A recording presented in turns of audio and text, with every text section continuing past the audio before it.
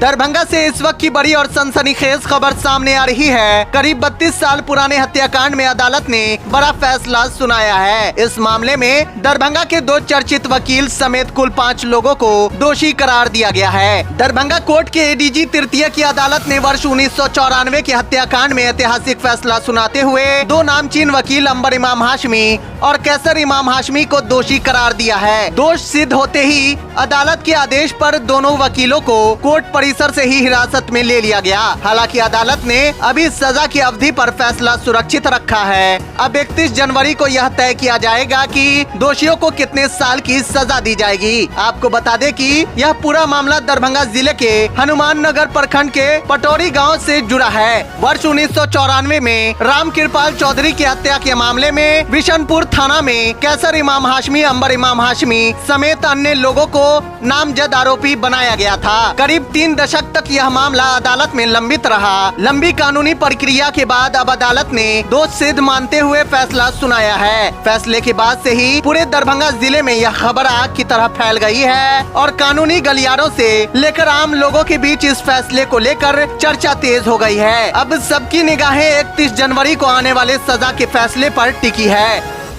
देखिए, बिशनपुर थाना कांड संख्या 58/1994 में आज सत्रवाद संख्या 320/2010 और 326/99 2 सत्रवाद एक ही प्राथमिकी से हुई थी, जिसमें एक सत्रवाद में श्री कैसर इमाम हाशमी अभियुक्त थे 320/2010 में और 326/99 में 4 आदमी अभियुक्त थे, जिसमें श्री अंबर इमाम हाशमी 3 अन्य भी अभियुक्त।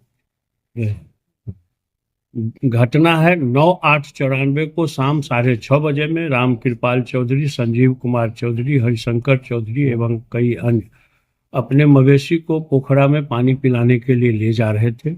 उसी समय इन लोगों के द्वारा बंदूक से फायर किया गया, जिसमें 7 आदमी जख्मी हो गए, जिसमें एक आदमी राम कृपाल चौधरी की घटना स्थल पर ही मृत्यु हो गई।